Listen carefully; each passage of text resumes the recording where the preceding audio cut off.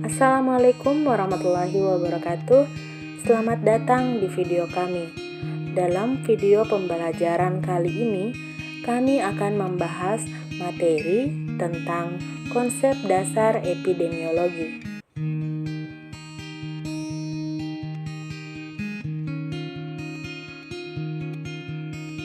Adapun pembahasan yang akan kami bahas dalam video kali ini mengenai epidemiologi, yang pertama dari segi sejarah dan definisi, kemudian prinsip, ruang lingkup epidemiologi, tujuan dan manfaat, variabel dan peran epidemiologi dalam masyarakat, dan tingkat pencegahan penyakit. Adapun anggota kelompok kami yang pertama yaitu Rusniati Monina, kemudian yang kedua ada Husnul Khotimah, yang ketiga Nur Aini, yang keempat saya sendiri selaku moderator Kasmawati, yang kelima Nurul Wahida Nasir, yang keenam Muhammad Miftah Fauzi Pradana, dan yang terakhir ada Naila Faradila. Selamat menyaksikan. Sejarah epidemiologi. Epidemiologi berkembang seiring dengan perkembangan penyakit dan lingkungan masyarakat. Setiap transisi penyakit maupun perubahan lingkungan yang memberi peluang berkembang biaknya penyakit. Pastilah secara sadar maupun tidak sadar, kita selalu menggunakan epidemiologi sebagai ilmu maupun alat yang menuntun kita untuk mengetahui frekuensi, distribusi, ataupun hubungan kausasi penyebab penyakit dengan faktor paparan. Ada beberapa jenis penyakit yang disebabkan oleh faktor paparan. Yang pertama, cacar adalah penyakit infeksi akibat infeksi virus yang disebabkan timbulnya lenting gatal yang berisi cairan pada seluruh tubuh dan wajah. Kemudian metilmerkuri atau air raksa bersifat beracun terhadap sistem saraf pusat dan periferal. Menghirup uap merkuri menghasilkan efek berbahaya pada sistem saraf, pencernaan dan kekebalan tubuh, paru-paru, ginjal, dan dapat berakibat fatal. Kemudian, rheumatic liver and rheumatic heart disease atau biasa dikenal dengan penyakit rheumatik dan rheumatik jantung merupakan suatu kondisi di mana kutub jantung telah rusak secara permanen oleh demam rematik. Demam rematik adalah penyakit inflamasi yang dapat menyerang banyak jaringan ikat, terutama di jantung. Dan iodine deficiency disease merupakan penyakit yang disebabkan oleh kekurangan yodium, di mana kurangnya asupan yodium mengakibatkan terjadinya penurunan produksi hormon tiroid di dalam tubuh, sehingga menyebabkan penyakit hipotiroid dan penyakit gondok, blood pressure atau yang biasa dikenal dengan tekanan darah tinggi. Tekanan darah tinggi seringkali tidak menunjukkan gejala. Seiring waktu, jika tidak diobati, dapat menyebabkan masalah kesehatan seperti penyakit jantung dan stroke. Here, smoking asbestos and lung cancer. Kanker paru-paru merupakan jenis kanker yang paling erat kaitannya dengan perokok. Para perokok memiliki risiko yang lebih tinggi dibandingkan mereka yang tidak mengonsumsi rokok dari penyakit kanker. Kemudian adapun definisi dari epidemiologi. Epidemiologi berasal dari bahasa Yunani yaitu epi sama dengan pada atau tentang, sedangkan demo sama dengan penduduk, dan logos sama dengan ilmu. Dengan demikian, epidemiologi adalah ilmu yang mempelajari hal-hal yang terjadi pada rakyat atau penduduk. Epidemiologi tidak hanya terbatas hanya mempelajari tentang epidemi atau wabah. Epidemiologi selain sebagai ilmu dalam mencari penyebab suatu penyakit, juga digunakan dalam pemilihan upaya pencegahan penyakit. Istilah-istilah tersebut sangat erat hubungannya dengan epidemiologi, yaitu diantaranya sebagai berikut. Yang pertama, epidemi. Epidemi adalah penyebaran penyakit secara cepat ke sejumlah besar orang dalam populasi tertentu dalam waktu singkat. Yang kedua, endemi. Endemi merupakan keadaan di mana kemunculan suatu penyakit yang konstan atau penyakit tersebut biasa ada pada suatu populasi dalam suatu area geografis tertentu. Yang ketiga, pandemi. Pandemi adalah epidemi penyakit yang menyebar di wilayah yang luas, misalnya di beberapa benua atau di seluruh dunia. Selanjutnya, prinsip epidemiologi. Jadi, prinsip epidemiologi suatu pengetahuan bagaimana merumuskan permasalahan kesehatan dengan baik yang didasarkan pada frekuensi dan penyebaran serta faktor yang mempengaruhinya. Sejalan dengan permasalahan dan tantangan kesehatan yang dihadapi di era globalisasi yang berjalan kencang, bertambah besar dan rumit, diharapkan setiap tenaga kesehatan mampu untuk menghadapi dan mampu dalam menganalisa setiap persoalan kesehatan yang terjadi. Baik, materi selanjutnya yaitu ruang lingkup epidemiologi. Yang pertama ada penyakit menular, di mana berperan dalam memantau munculnya atau tren suatu penyakit menular yang akan terjadi. Kemudian yang kedua ada penyakit tidak menular, di mana keberhasilan metode epidemiologi ini dapat memantau munculnya penyakit menular.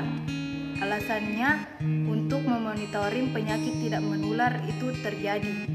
Kemudian yang ketiga ada penyakit klinis, yaitu di mana para dokter atau klinisi itu mengatasi dengan masalah individu, masalah kesehatan individu. Kemudian awalnya klinisi ini fokus untuk mencoba pengobatan atau kuratif. Baik, yang keempat ada kependudukan, di mana mengkaji tentang bagaimana faktor demografi sangat berperan penting dalam mempengaruhi status kesehatan. Karakteristik penduduk yang beragam, mulai dari karakteristik biologi, sosial, ekonomi, pendidikan, dan sebagainya, yang merupakan hal ini tentu menyebabkan penyakit yang beragam. Yang kelima ada pengelolaan pelayanan kesehatan, berperan dalam hal manajemen guna menganalisis masalah kesehatan, menganalisis kebutuhan demografis, jumlah pengobatan maupun kebutuhan sumber daya dalam suatu pelayanan kesehatan.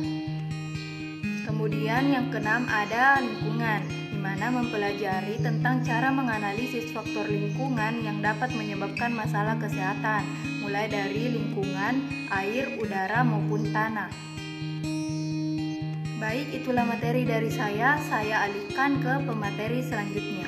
Ruang lingkup epidemiologi selanjutnya yang ketujuh yaitu epidemiologi kesehatan kerja. Bagian epidemiologi kesehatan kerja mempelajari serta menganalisis faktor-faktor yang menyebabkan masalah kesehatan pada tenaga kerja akibat keterpaparan di lingkungan kerja. Yang kedelapan yaitu kesehatan jiwa. Dalam hal ini, epidemiologi merupakan ilmu yang dijadikan dasar pendekatan dalam menganalisis kegiatan gangguan jiwa yang terjadi dalam suatu kelompok masyarakat. Sehingga dengan demikian, upaya pencegahan maupun penanggulangan dapat dilakukan dengan baik. Yang kesembilan ada epidemiologi gizi. Analisis masalah gizi juga dapat dilakukan dengan menggunakan pendekatan epidemiologi. Hal ini bertujuan untuk mencari serta menganalisis faktor-faktor yang berhubungan dengan masalah gizi yang terjadi pada masyarakat. 10. Epidemiologi perilaku. Epidemiologi sangat berperan dalam mengidentifikasi dan menganalisis perilaku kelompok manusia yang dapat mempengaruhi status kesehatan. Yang ke-11 ada epidemiologi molekular. Epidemiologi molekular ini didefinisikan sebagai studi yang mengaplikasikan teknik dari biologi molekular dapat mempelajari suatu populasi yang berfokus pada investigasi penyakit. Yang ke-12 ada epidemiologi genetik. Epidemiologi ini merupakan bentuk kombinasi antara disiplin ilmu genetik manusia dengan epidemiologi seperti biometri. Yang ke-13 ada farmakoepidemiologi. Epidemiologi ini menyelidiki keuntungan maupun kerugian dari efek obat-obatan. Hal tersebut difokuskan pada penilaian risiko yang tidak bisa terjadi. Dan yang ke-14 ada epidemiologi reproduksi. Epidemiologi merupakan kesehatan reproduksi, mempelajari determinan yang berperan dalam kesuksesan reproduksi. Sebagai contoh, seorang ibu hamil yang mengalami preeklamsia akan beresiko terhadap kehamilannya. Materi kelima yaitu tujuan epidemiologi. Tujuan epidemiologi adalah untuk mendapatkan data gambaran frekuensi, distribusi, dan determinan masalah kesehatan. Secara umum dapat dikatakan bahwa tujuan yang hendak dicapai dalam mempelajari epidemiologi adalah memperoleh data frekuensi, distribusi, dan determinan penyakit atau fenomena lain yang berkaitan dengan kesehatan masyarakat. Manfaat epidemiologi. Adapun manfaat dari epidemiologi yang akan saya sampaikan ada 7. Yang pertama, untuk mempelajari riwayat penyakit. Yang kedua, mengkaji resiko yang ada pada setiap individu karena mereka dapat mempengaruhi kelompok maupun populasi. Yang ketiga, melengkapi gambaran klinis. Yang keempat, menentukan penyebab dan sumber penyakit. Yang kelima, diagnosis masyarakat. Yang keenam, pengkajian, evaluasi, dan penelitian. Yang ketujuh yaitu identifikasi sindrom. Jadi selanjutnya yaitu variabel epidemiologi.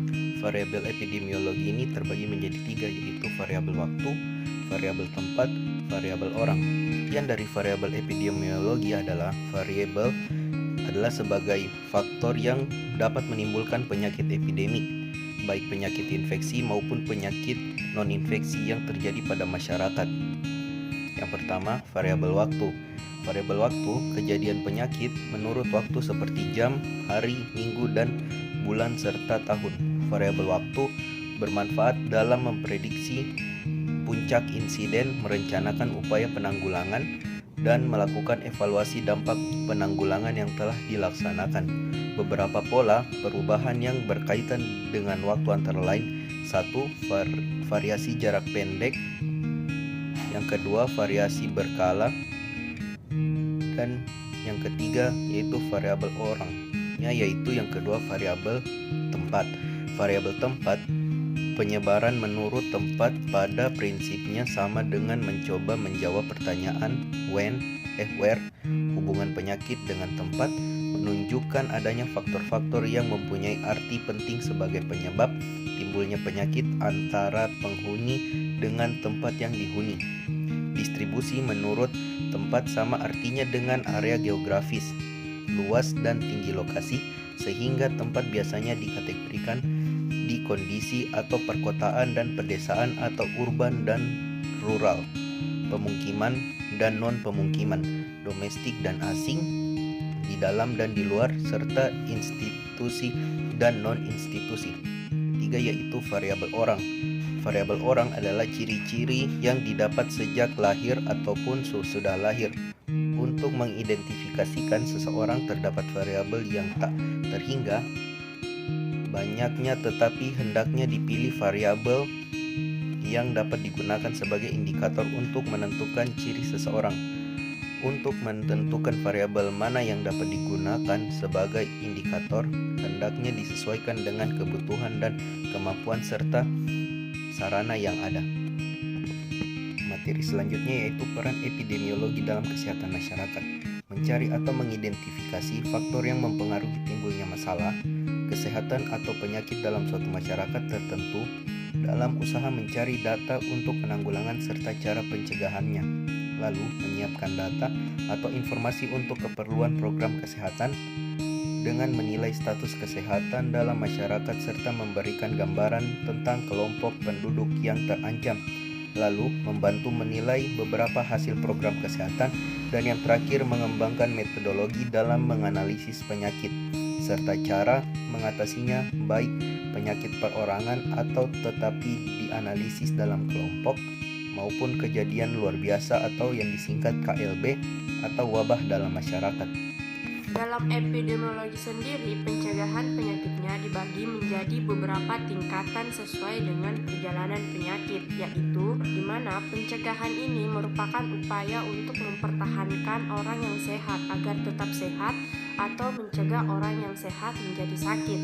Secara garis besar sendiri, upaya pencegahan ini dapat berupa pencegahan umum dan pencegahan khusus. Karena pencegahan umum dimaksudkan untuk mengadakan pencegahan pada masyarakat umum, misalnya pendidikan, kesehatan, dan kebersihan lingkungan. Pencegahan khusus sendiri ditujukan pada orang-orang yang mempunyai risiko dengan melakukan imunisasi, misalnya imunisasi terhadap difteri, pertusis, tetanus, morbili, hepatitis, sanitasi lingkungan seperti penjernihan air minum, pencegahan terhadap kecelakaan dan keselamatan kerja.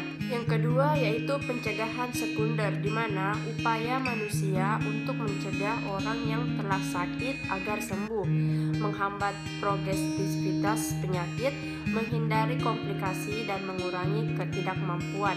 Pencegahan sekunder ini sendiri dapat dilakukan dengan cara mendeteksi penyakit secara dini dan pengadaan pengobatan secara cepat dan tepat.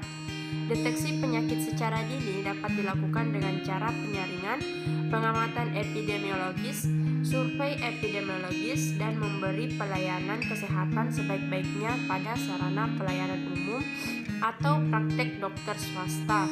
Pencegahan sekunder sendiri banyak dilakukan pada penyakit kronis seperti hipertensi dan diabetes mellitus.